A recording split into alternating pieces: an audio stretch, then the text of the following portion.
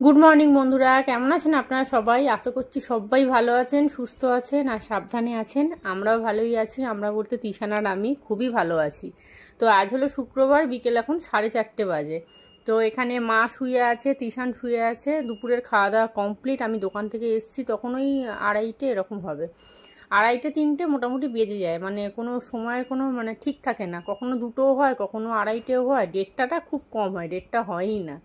তো দোকানই তো বন্ধ করি প্রায় 1:30টার পর, আর এতটা রাস্তা আসি তো মানে অনেকটা সময় লেগে যায়। তো 4:30 বাজে। আমি কিন্তু রাতে রান্নাবান্না বসিয়ে দিয়েছি। প্রেশার কুকারে কিন্তু ঘুগনির কড়াই সিদ্ধ হচ্ছে। আর এখানে আদা রসুন কেটেছি, এটা পেস্ট করব। গতকালকে একটুখানি এখানে মাংস নিয়ে এসেছিলাম, কিমা ঠিক না, ওই সলিড মাংস ছোটো ছোটো করে কেটে নিয়ে এসেছি। পেঁয়াজ টমেটো আদা রসুন সব কেটে নিয়েছি। এবারে চলুন মাংসটা ভালো করে ধুয়ে নিই। গতকালকেই না করতাম জানেন, কিন্তু গতকাল সন্ধ্যের পর থেকে না আমার শরীরটা ভীষণ খারাপ লাগছিল। খারাপ লাগার একটা কারণ আছে, আপনাদের বলি।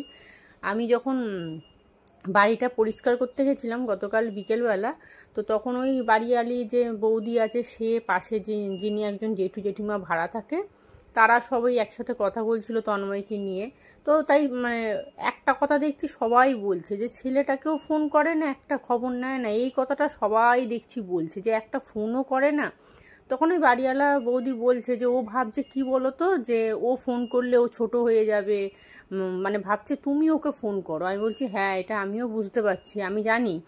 আর গত গত মাসে টাকা যখন দিতে এসেছিল আমাদের বাড়ির সামনে, তো অ্যাকাউন্টে দেয়, কিন্তু ও কি গত মাসে ও টাকাটা না মানে ক্যাশ দিয়েছিল, মাইনেটা ওর। তো কিছু টাকা অ্যাকাউন্টে দিয়েছিল, কিছু কিছু টাকা ক্যাশ দিয়েছিল। তো ক্যাশ টাকাটা যখন আমার মায়ের বাড়ির সামনে দিতে এসেছিলো, আমি যেহেতু ছেলেকে কথা বলতে দিইনি, নিয়ে চলে গেছি, ওইটা ওর খুব রাগ। মানে প্রায় কিছুক্ষণ পরে ফোন করে না আমাকে যা তা বলছে। তো যাই হোক, সেসব মানে এই সব নিয়ে কথাবার্তা হয়েছে, তো ওইগুলো না চিন্তা করছিলাম বসে বসে। তারপরে আবার বাড়িওয়ালা বৌদি বলছে যে মাকে বলছে এত বড় বাড়ি আপনার, তো মেয়েকে একটু থাকতে দিলেন না কেন?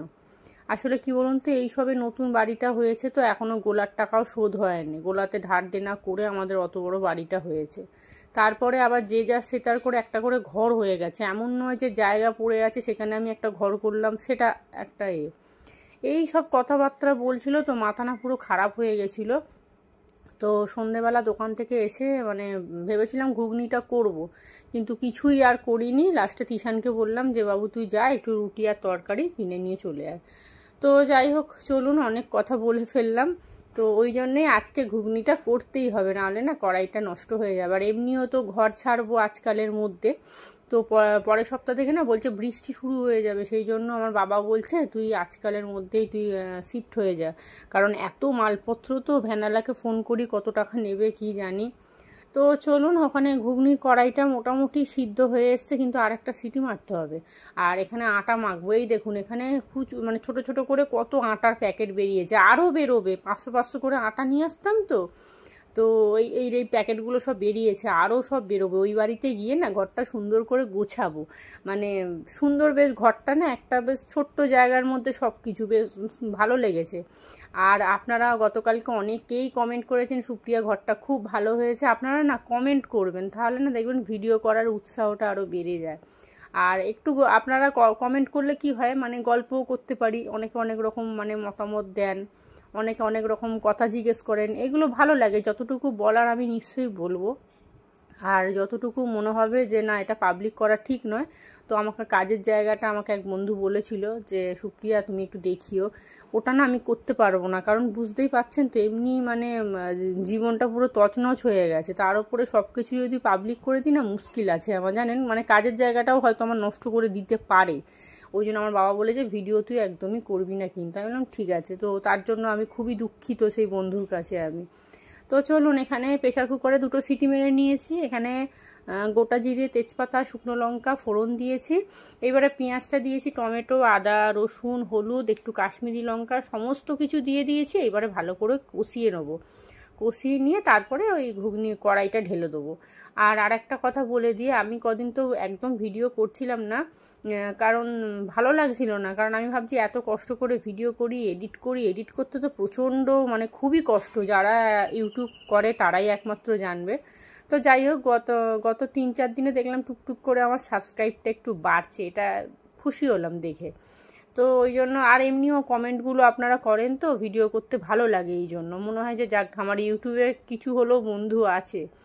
আর এই যারা আপনারা কমেন্ট করেন তারা তো বহুদিনের পুরনো বন্ধু আমার, যারা প্রথম থেকে একদম আছেন, মানে 5টা সাবস্ক্রাইব থেকে বলতে গেলে।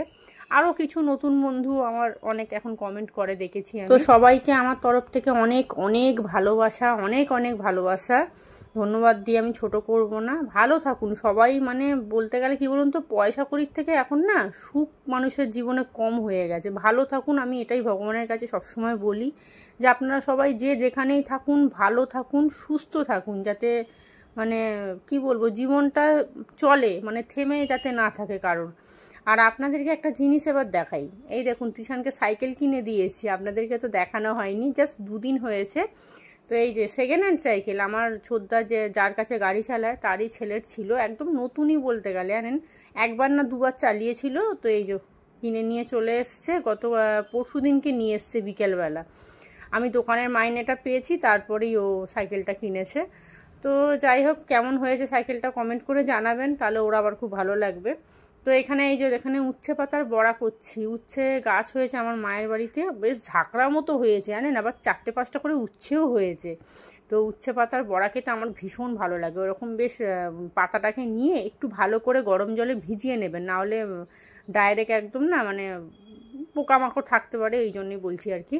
একটু নুন জলে ভিজিয়ে সঙ্গে সঙ্গে তুলে নেবেন, না হলে কিন্তু পুরো নেতিয়ে যাবে। ওই লম্বা লম্বা করে বেসনে চুবিয়ে আর এরকম ভাজবেন, দুর্দান্ত খেতে লাগে। তবে আমি যেমন কিপ্টে পোনা করে তেল কম দিয়েছি, আপনারা কিন্তু ওরকম করবেন না, একটু বেশি করে তেল দেবেন। তো এই যে এখানে তিশান পড়তে চলে যাচ্ছে, ওর ওই ওপারের পড়াটা না আমি ছাড়িয়ে দিয়েছি, তবে আজকেই লাস্ট যাচ্ছে, আজকে ওর ইংলিশ পড়া আছে।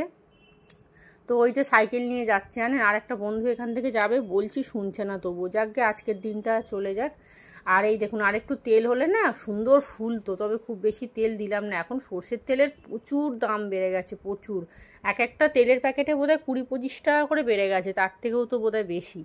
তো এখানে এই যে ঘুগনিটা বসিয়ে দিয়েছি, এদিকে চা বসিয়েছি। মা চলে যাচ্ছিলো, মাকে বললাম বসো একটুখানি চা খেয়ে যাও। আর সারাদিন তো প্রায় কাজের মধ্যেই থাকি, তো ওই মা আসলে একটু গল্প টল্প করি। আর আমার না বন্ধু বলতে কেউ নেই জানেন, মানে আমার কাছাকাছি একদম বসে যে ওই গল্প করবো এরকম আমার বন্ধু নেই। ওই আপনাদেরকে একটু ভিডিও করি, আপনারা কমেন্ট করেন, তাও তো সেটা সামনাসামনি কথা বলতে পারি না, কমেন্টের মাধ্যমে যা। আর আমার ওই সামনাসামনি বন্ধু আমার কেউ নেই, মানে আমি বলতে গেলে একাই। তো ওই মাকে বললাম একটু বসো, গল্প টল্প করে তারপরে সন্ধ্যের দিক করে যেও। তবে মেঘ করেছে দেখছি জানেন তো, মনে হচ্ছে বৃষ্টি হবে, পুরো কালো হয়ে গেছে একদম। চলুন, রাতে রান্নাটা মোটামুটি কমপ্লিট, মানে একটা শান্তি হলো। একটুখানি বেসন বেঁচে গেছে, এই দেখুন এই পাতাটা কখন পড়েছিল ওই বেসিনের মধ্যে, ওই জল দিয়ে ধুইছিলাম না, খেয়াল নেই। এখানে ঘুগনির কড়াইটা হয়ে গেছে, একটু ঝোল করলাম কারণ রাতে খাবো তো, অনেকটা টেনে যাবে। আর মাংস না খানিকটা তুলে রেখেছি, কারণ অনেকটা মাংস, ওই 60 টাকার মতো নিয়ে এসেছি। কত দিল জানি না, 250 না 200 দিল। ওই বোনলেস মাংস তো দাম বেশি, তো কতটা দিলে জানি না, আমাকে তো বললো 60 টাকার দিন। তো খানিকটা তুলে রেখেছি, আমার আর তিশানের না একটুখানি ওই চিলি চিকেন হয়ে যাবে রুটির সাথে। তো চলুন, এখানে রান্নাঘরের অবস্থা ভীষণ খারাপ হয়ে গেছে একদম। তো এগুলোকে সব পরিষ্কার করতে হবে, বাসন কোসন মাজবো। তবে এখন আর ভাল লাগছে না। ভ্যানালাকে ফোন করেছিলাম, উনি বললো একটু বাদে আসছে, ওই জিনিসপত্র সমস্ত কিছু দেখে যাবে, কতটা কি টাকা নেবে না নেবে। আর বলেছি শাশুড়িমার ওই মালপত্র সব চলে গেছে, আমি আর বলিনি এসব হয়েছে, কারণ চারদিকে এসব না বলাই ভালো। বলছে শাশুড়ির জিনিসপত্র কোথায়, আমি বললাম কি উনি দেশে চলে গেছে। বলছে ও আচ্ছা আচ্ছা। তো চা খাওয়া হয়ে গেছে, মাও চলে গেছে। এই বিছানার চাদরটাকে একটু ঝেড়ে ভালো করে পরিষ্কার করব। আর দেখুন কি অবস্থা, দেখুন বৃষ্টি পড়ছে, তবে জোর বৃষ্টিটা হচ্ছে না, ছিরিক ছিরিক ছিরিক করে হচ্ছে। ওই যে হাওয়াটা দিচ্ছে না, মেঘটা কেটে যাবে। আর এই পাশের বাড়িটা দেখুন পুরো একদম প্লাস্টার করে সুন্দর, নিচটা বেশ একদম মেজে করে নিয়েছে, বর্ষাকালে বেশ সুবিধা। তো যাই হোক চলুন, এখানে খাবার দাবার সব কিছু রেখে দিয়েছে, আটা মাখা হয়ে গেছে। এবারে বিছানার চাদরটাকে সুন্দর করে গুছিয়ে পরিষ্কার করে নিয়েছি। দেখতে কেমন লাগছে দেখেছেন? চাদরটা আর একটুখানি টান টান করে পাতলে ভালো হতো, কিন্তু ধুর আর ভাল লাগছে না। যাই হোক চলুন, আর এই যে এখানে মা আম নিয়ে এসছে, 2খানা আম। ফ্রিজে আর একটা আম আছে, মাই দিয়েছে। আমার না কি জানেন তো, এই গরমকালে প্রচুর আমি আম নিয়ে আসতাম, কারণ তন্ময় আম খেতে ভীষণ ভালোবাসতো। কিন্তু এখন আর কে আম খাবে, আর তিশান তো মায়ের বাড়িতেই খেয়ে নিচ্ছে। আর এখানে এই যে মেজদা মাছ ধরেছিল, লাইলন টিকা মাছ কত পড়ে আছে, আমার আর খাওয়া হয় না। আর এই তো গতকালকে ফুলকপি, একটু কাঁচা লঙ্কা, টমেটো শেষ হয়ে গেছিলো, কিনেছি। আর দেখুন 500 গুড় কিনেছিলাম, এ দেখুন গুড় আম করবো বলে। গুড় আমার কোথায় করা হলো, আম তো খাওয়াই হয়ে যাচ্ছে চাটনি করে করে, সময় পাচ্ছি না জানেন তো। আর আমার না ওই বটিটা শাশুড়ি নিয়ে চলে গেছে, তো আমাকে একটা বটি কিনতে হবে আগে। এখন যে বটিটা আমি ব্যবহার করছি না, ওই বটিটা একবারে ভোঁতা, মানে আম কাটাই যাচ্ছে না, তো আমাকে আগে বটি কিনতে হবে। তো এই যে এখানে আমার তলপি একদম গুছিয়ে নিয়েছি। চলুন, বাজে এখন 6টা, জানলাটা দিয়ে দিলাম, যদি ঝড় বৃষ্টি হয় তখন মুশকিলে পড়ে যাব। তো মোটামুটি রাতের রান্না বান্না রেডি, মানে আমার একটা নিশ্চিন্ত, এসে একটু শুয়ে পড়বো। শোবো কি, মালপত্র গোছাতে হবে জানেন। আর হ্যাঁ, ভ্যানালা এসছিল একটু আগে, তো মালপত্র দেখে গেছে, বলল নিয়ে যাব।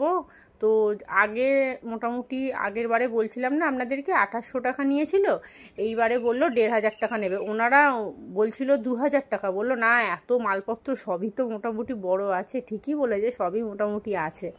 তো আমি বললাম না দেখুন 1500 টাকার নিচে আমি একটা টাকাও আর দিতে পারবো না। লাস্টে বললো আর 100 টাকা দিন, ওই তখনই 1600 টাকায় রাজি হয়েছে। তবে কালকে ভোরবেলা বলছিল, আপনারা না ভোরবেলাটাই বলেছি, কারণ এত মালপত্র না, ওই আগের বারে ওই দুপুরবেলা তুলেছিলাম তো, বাপরে খুব কষ্ট হয়েছিল জানেন তো, আমার শরীর ভীষণ খারাপ লাগছিল। ওই জন্য আমার মা বললো 5টার দিক করে ভোরবেলা আসবেন, 7টা 8টার মধ্যে মাল পুরো কমপ্লিট হয়ে যাবে একদম। তো ওই জন্য রবিবার ভোরবেলা বলেছি, বাড়িওয়ালাকে 25 তারিখ এমনিও বলা আছে, তবু আরেকবার বলে রাখবো, কারণ ওনাদের গেটটা যাতে খুলে রাখে। তো চলুন, বাড়ি চলে এসেছি, এখন বাজে রাত্রি প্রায় 8:30টার মতো। আসার সময় একটা দুধ নিয়ে এসেছি, কর্নফ্লেক্স নিয়ে এসেছি, আর আমার জন্য একটা চপ আর একটুখানি ছোলা, মানে সিদ্ধ ছোলা না, কাঁচা ছোলা ভিজানো নিয়ে এসেছি, মুড়ি খাবো বলে। তো একটু চা বসাবো, আর এখানে বাসন কোসন তো সব কিছু রান্নাঘরে পড়েই আছে। তিশানও পড়ে টড়ে চলে এসছে, আমি আসছি রাস্তা দিয়ে, ও আমাকে পিছন দিয়ে ডাকছে মা করে। তো এই যে এখানে দুধ জাল দিয়ে দিয়েছি, চলুন একটু মুড়িটা বসে খাই, ফোন দেখি। আর আজকে একটা দিন হাতে সময় নিলাম, কারণ মালপত্র সব অগোছালো হয়ে আছে।